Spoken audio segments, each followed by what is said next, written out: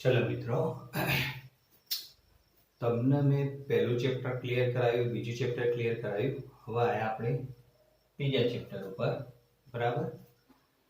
એનો મુદ્દો છે ભાઈ, એનું ટાઇટલ એવું છે તત્વોનું વર્ગીકરણ અને ગુણધર્મોમાં આવર્તીયતા. 11મા ધોરણમાં આયા છો એટલે તમે 10મા ધોરણની અંદર તત્વો વિશે થોડું ઘણું અંદર શીખી ગયા છો. અને એ શીખ્યા છે ને, હવે એની અંદર ઊંડાણપૂર્વક શીખવાનું છે. આજે લેક્ચર છે ને, ભંગ લેક્ચરની અંદર હું તમને શું શીખવાડવાનો છું કે તત્વો જે તમે 10મા ધોરણમાં શીખ્યા હતા એ જ શીખવાડે, એની બેઝિક માહિતી શીખવાડવાનો છું. બરાબર. તો પેલા મુદ્દા ઉપરથી તમે દેખો, તત્વોનું વર્ગીકરણ અને એના ગુણધર્મોમાં આવર્તીયતા. તત્વોનું વર્ગીકરણ તો દેખો, તમે કોઈ દ્રવ્ય છે આપણી જોડે, દ્રવ્ય એટલે તો ખબર પડવા માંડી ને, પહેલા ચેપ્ટરમાં બધું શીખવાડ્યું હતું. માની લો દ્રાવ્ય છે કોઈ, તો દ્રવ્ય છે. બરાબર. દ્રવ્ય કોઈ છે તો દ્રવ્યનો પાયાનો એકમ તત્વ જો હોય, કોઈ બી તમે દ્રવ્ય દેખી લો. ધારો કે મારી જોડે કોઈ દ્રવ્ય H2O છે. બરાબર. H2O છે તો એની અંદર કેવું થશે દેખો, બે H છે અને એક O છે. આ એ તત્વ થયો કે ના થયો? અને આ એ તત્વ થયું. બરાબર. તો દ્રવ્યના પાયાના એકમમાં તત્વ રહેલો હોય. ધારો કે હું અહીંયા લઈ લઉં છું બીજું એક ઉદાહરણ CO2 લઈ લઉં છું. તો એની અંદર એક C હશે, કાર્બન હશે, એ પણ તત્વ, અને બે ઓક્સિજન લેલા હશે, એ પણ તત્વ. બરાબર. તો શું થશે, આપણે કહીએ તો દ્રવ્યના પાયાના એકમમાં તત્વ રહેલા છે. બરાબર. તત્વનું વર્ગીકરણ છે આની અંદર. તત્વ શેના માટે ઉપયોગ થાય ખબર પડી ગઈ. દ્રવ્યના પાયાના એકમમાં તત્વો રહેલા, કોઈ પદાર્થ બન્યો હોય તો તત્વોનો બનેલો સંયોજન બન્યું હોય, તત્વોનું બનેલું હોય છે સંયોજન. બરાબર. એનું વર્ગીકરણની જરૂરિયાત કેમ પડી એ પહેલા તમને કહી દઉં. ધારો કે ક્લાસ છે મારો. બરાબર. આપણો ક્લાસ છે, 10 છોકરાઓ છે. 10 છોકરાઓ તો હું એ બધા નામથી ઓળખતો છું. બધા નામથી ઓળખતો છે કે આનું નામ આ છે, આનું નામ આ છે, આનું નામ આ છે. અને એ ખબર છે કે આયરો 50% ના લાયક છે, પેલો 80% ના લાયક છે, પેલો 100% ના લાયક. એના ગુણધર્મો મને ખબર છે છોકરાનો. પેલો મસ્તી કરતો હશે, પેલો નહીં કરતો હોય. બરાબર. 10 છોકરા છે એટલે બધું મને યાદ છે. પણ એને એ જ ક્લાસ હું 100 છોકરાનો કરતો, 70 કે 100 છોકરાનો કરતો, ત્યારે મને કોઈનું નામ, બધાના પર્ટિક્યુલર નામ યાદ હશે નહીં. જે સિલેક્ટેડ હશે અમુક અમુકના નામ યાદ હશે પર્ટિક્યુલરલી. તો એના માટે સિસ્ટમ મારે કરવી પડશે. સિસ્ટમ કેવી કરે, હું પોતાના રોલ નંબરથી ગોઠવીશ. બરાબર.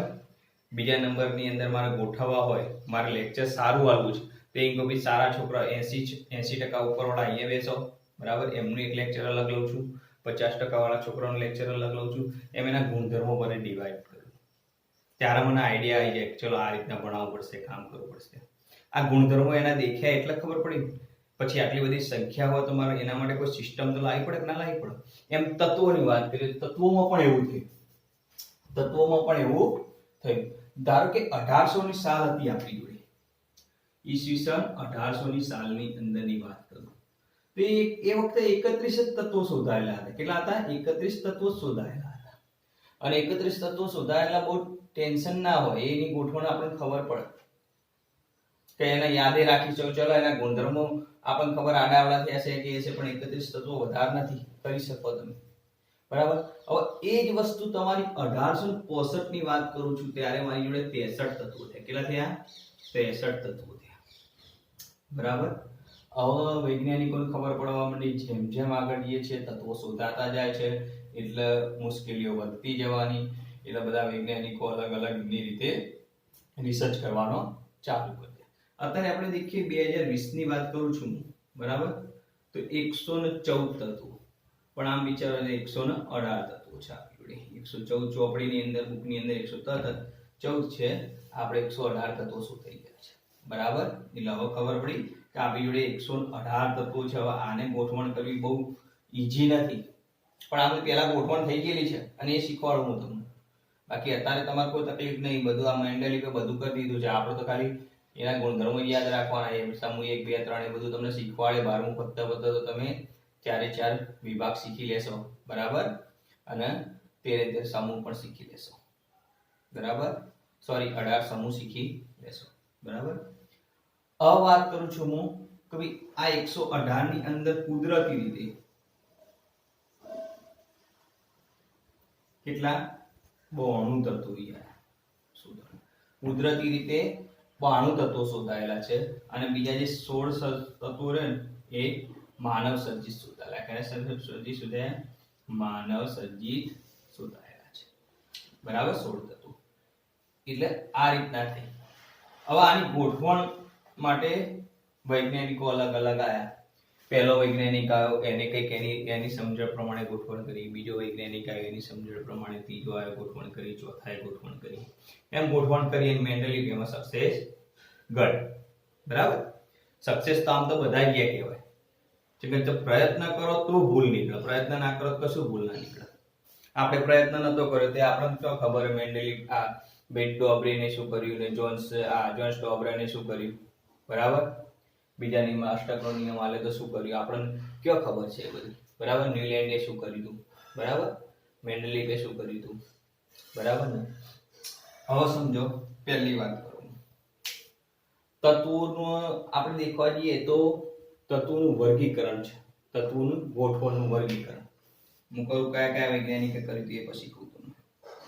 તત્વોની ગોઠવણ કને કરી તો એક હતો ભાઈ આપણે ટ્રેપુટીનો જોન્સ ડોબરેન. શું હતો? પહેલાથી એક શીખવાડું તમને. પહેલો વૈજ્ઞાનિક આવ્યો. બરાબર, એને શું કર્યું? જોન્સ ડોબરેન પહેલો વૈજ્ઞાનિક. કે એને શું કર્યું? ગોઠવણ કરી જોન્સ ડોબરેને. ત્રિપુટીનો નિયમ આલે. શેનો નિયમ આલે ભાઈ? ત્રિપુટીનો નિયમ આલે.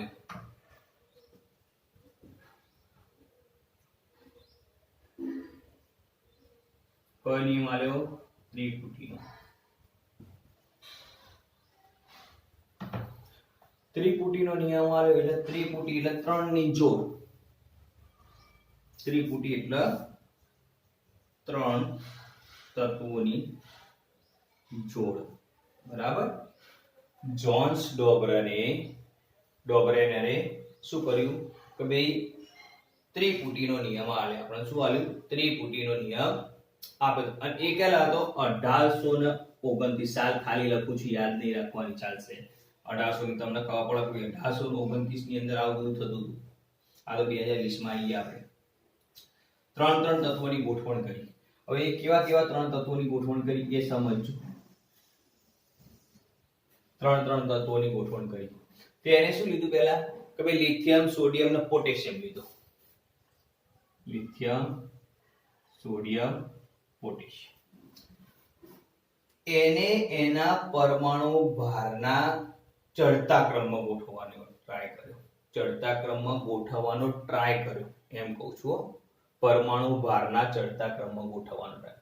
એને લિથિયમ લીધો, સોડિયમ લીધો, પોટેશિયમ લીધો. 3 ની ત્રિપુટી ગોઠવણ કરી. હવે આપણે દેખવા જઈએ તો આ લિથિયમ છે, એનો પરમાણુ ભાર 7, સોડિયમનો પરમાણુ ભાર 39. બરાબર. હવે અષ્ટકે જે નિયમ આલે જોન્સ ડોબરેનરે જે નિયમ આલે એ હું તમને કહું છું. એને શું કીધું કે પહેલું તત્વ અને બીજું તત્વ આ બંને તત્વોનો જે સરેરાશ મળે છે એ એના મિડલના તત્વોનો પરમાણુ ભાર થાય છે. એટલે દેખો એ આ લિથિયમ પ્લસ પોટેશિયમ ભાગ્યા 2 બરાબર. તો 7 ભાગ્યા 39 ભાગ્યા 2 બરાબર. એટલે 9 ના 39 46 ભાગ્યા 2 ઇક્વલ ટુ 23. તો આનો પરમાણુ ભાર 23 આવે છે. શું નિયમ આલે ને કે પ્રથમ તત્વ અને ત્રીજું તત્વ આ બંનેની સરેરાશ કાઢો એટલે એના મિડલના તત્વનો પરમાણુ ભાર આવે. એના મિડલના તત્વનો પરમાણુ ભાર આવે. એને શું લીધું ભાઈ? ક્લોરીન લીધો, બ્રોમિન લીધો અને આયોડીન લીધો. ક્લોરીન, બ્રોમિન અને આયોડીન લીધો. તો ક્લોરીન, બ્રોમિન, આયોડીન લીધો તો ક્લોરીનની વાત કરીએ તો એ કેવી થાય? 35.5 થાય અને આયોડીન 127. હવે તમે સરવાળો કરો બંનેનો સરવાળો કરો તો શું થાય દેખો ભાઈ. આ ક્લોરીન લઉં છું હું પ્લસ બ્રોમિન લઉં છું ભાગ્યા 2 35.5 127 ભાગ્યા 2 બરાબર. તો 7 ને 5 8 5 1.2 4 7 4 તમારો જવાબ આવશે એ જવાબ કેટલો આવશે મિત્રો જવાબ કેટલો આવશે ગણો 80 આવશે કેટલો આવશે 58 559 7 7 50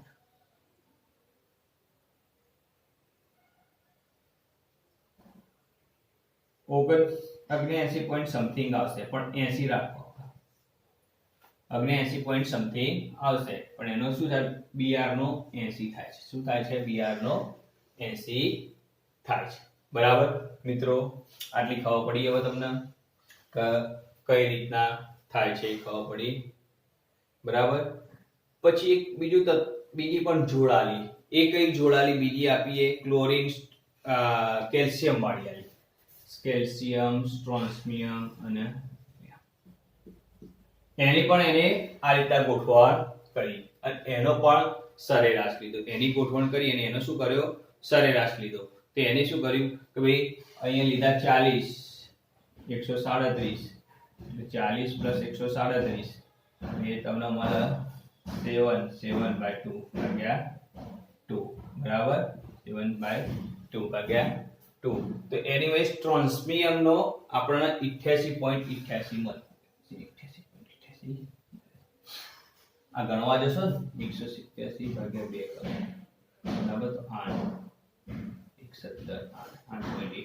સમથિંગ મળશે બરાબર એટલે આ મળ્યો બરાબર હવે આની પરથી તમને ખબર પડી ભાઈ જોન્સ ડોબરે ને ત્રિપુટીનો નિયમ કેવો આલ્યો કે ભાઈ કોઈ બે તત્વો આ ત્રિપુટીના તત્વોમાં ગોઠવણ કરીએ તો પહેલું તત્વ અને બીજું તત્વ રહ્યું એની સરેરાશ તમને મિડલના તત્વોમાં મળે છે પણ આ બધા તત્વો માટે શક્ય નહોતું કેમ નહોતું તો હવે જેમ આગળ ગયા એમ આપણા નિષ્ક્રિય વાયુઓ પણ શોધવાના હતા બરાબર હિલિયમ આર્ગોન ને એ બધા નિષ્ક્રિય વાયુઓ શોધવાના હતા એની અંદર આ શક્ય હતું નહીં બરાબર એની અંદર ત્રિપુટી ગોઠવણ થઈ શકતી નથી એટલે આ નિયમ એટલે આપણે સક્સેસતા એને મળી નહીં બરાબર એને ગોઠવણ કરી તો ઘડી સાચો હતો પણ એની અંદર એને સક્સેસતા મળી નહીં બરાબર હવે આવ્યો ને તો કયો ન્યુલેન્ડ કયો આવ્યો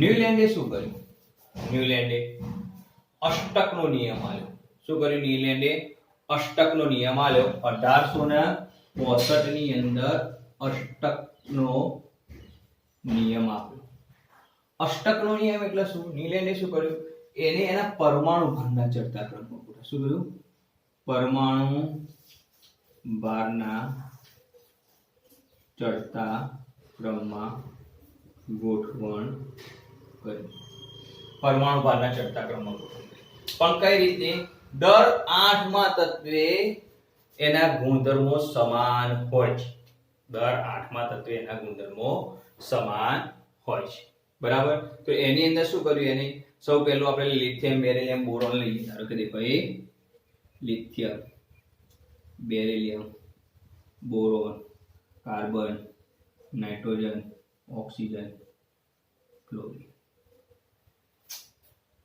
બરાબર પછી શું કર્યું એને કે ભાઈ આપણે લીધો સોડિયમ વાળું લીધું શું લીધું સોડિયમ વાળું તો એની અંદર શું કર્યું કે ભાઈ આ sodium magnesium aluminium silicon phosphorus sulphur અને બરાબર આ રીતના લીધો ભાઈ સોડિયમ લીધો બરાબર પછી લીધો મેગ્નેશિયમ એલ્યુમિનિયમ ફોસ્ફરસ બરાબર સલ્ફર અને ક્લોરીન Cl બરાબર પછી દેખીએ તો એને પોટેશિયમ અને કેલ્શિયમ એને શું કર્યું 8 ની જોડી અષ્ટકનો નિયમ કહેવાય દેખો કે દર 8મું તત્વ રહ્યું એ પહેલા તત્વના ગુણધર્મો સમાન મળે છે દર 8મા તત્વે પહેલા તત્વના ગુણધર્મો સમાન મળે ધારો કે દેખો આ પહેલું તત્વ આ બીજું ત્રીજું ચોથું પાંચમું છઠ્ઠું સાતમું પાછું એ દર 8મા તત્વ એટલે આના ગુણધર્મો સમાન હશે આ બધા સમૂહ વેચાણ સમાન હશે ગુણ પછી ધારો કે આ પહેલું બીજું ત્રીજું ચોથું પાંચમું છઠ્ઠું સાતમું અને આઠમું દર 8મા તત્વે પહેલા તત્વના ગુણધર્મો સમાન મળે છે દર આઠમા તત્વે પહેલા તત્વના ગુણધર્મો સમાન મળે છે. ધારો કે આને પરમાણુ ભારના ચડતા ક્રમમાં ગોઠવેલા. શું કર્યું હતું? પરમાણુ ભારના ચડતા ક્રમમાં ગોઠવ્યા હતા. દેખી લો 7 9 11 12 14 16 19 એના ચડતા ક્રમમાં ગોઠવ્યા. દર આઠમા તત્વે પહેલા તત્વના ગુણધર્મો કેવા મળે છે? સરખા મળે છે. દર આઠમા તત્વે પહેલા તત્વના ગુણધર્મો કેવા મળે છે? સરખા મળે છે. પડી ગઈ અષ્ટકના નિયમમાં. એટલે એને શું કર્યું? સંગીતના સૂર પ્રમાણે કર્યું. સંગીતના સૂર પ્રમાણે કર્યું. એને શું કર્યું? સંગીતના સૂર પ્રમાણે. ધારો કે કહે કે સા રે ગા મા પા દા ની, પછી શું આવે પાછું? સા રે. બરાબર? કે સંગીતના શું? સા રે ગા મા પા દા ની, પછી પાછું સા. બરાબર? એટલે સંગીતના સૂર પ્રમાણે એની ગોઠવણ કરી. સંગીતના સૂર પ્રમાણે એની ગોઠવણ કરી. પણ આ કેમ બે સક્સેસ ના જો? તો એને ખાલી કેલ્શિયમ સુધીની શોધ. શું કરી દઉં? કેલ્શિયમ સુધીની જ શોધ કરી. એને આગળના તત્વો માટે સાચો નતો થતો. એ વખતે દર આઠમા તત્વે નિષ્ક્રિય વાળું શોધવા માટે પાછા દર આઠમા તત્વે કેલ્શિયમ સુધી આ સાચું હતું. કેલ્શિયમ પછી તો પાછા બીજા દર આઠમા તત્વે એક સમાન ગુણધર્મો મળતા નતા. બરાબર? એટલે એની લીધે એ સક્સેસ થયો નહીં. પણ આ બેની વચ્ચે ધારો કે 1829 અને 1865 ની વચ્ચે એક બીજો વૈજ્ઞાનિક આવ્યો તો ફ્રેન્ચ નામના દેશનો બીજો વૈજ્ઞાનિક આવી ગયો તો 1862 ની અંદર આવ્યો. શની અંદર આવ્યો તો 1862 ની અંદર આવ્યો હતો. એને પણ થોડી શોધ કરી હતી. એને શું કર્યું? નળાકારમાં ગોઠવણ કરી. નળાકારમાં ગોઠવણ કરી. નળાકારમાં ગોઠવણ કરી. તત્વોના પરમાણુ ભારના ચડતા ક્રમમાં ફ્રેન્ચ વૈજ્ઞાનિક આવ્યો તો જેની નળાકારમાં શોધ કરી હતી. એનું નામ હતું એબી કોટેક, એવું કોઈક નામ હતું. એબી કોટેક કે એવું કોઈક નામ હતું. ફ્રેન્ચ ફ્રેન્ચ ભૂશાસ્ત્રી હતો. શું હતું એનું? ભૂશાસ્ત્રી હતો. બરાબર? એને નળાકારની અંદર એની ગોઠવણ કરી હતી અને એના તત્વો પણ એ કેમ એનો અંદર આવ્યો નહીં આપણી અંદર? એને શોધ કરી હતી પણ પ્રચલિત થયો નતો, બધાને કીધું નતું. એને એની રીતે શોધ કરી એટલે એની લીધે પ્રચલિત થયો નતો. બરાબર? એટલે કોઈના ધ્યાન પર જ્યો નતો. મિત્રો હવે તમને આ ખબર પડી શું શું દેખ્યું? દેખો આપણે તત્વો કેટલા મળ્યા હતા આપણને? જેમ જેમ સાલ જતી એ તત્વો કે કુદરતી રીતે કેટલા મળ્યા, માનવ સર્જિત કેટલા મળ્યા, તત્વોની ગોઠવણ કઈ રીતના કરવા. એની અંદર જોન્સ ડોબ્રેન ત્રિપુટીનો નિયમ આલ્યો અને ન્યુલેન્ડ અષ્ટકનો નિયમ આલ્યો. આ બે નિયમ શીખ્યા.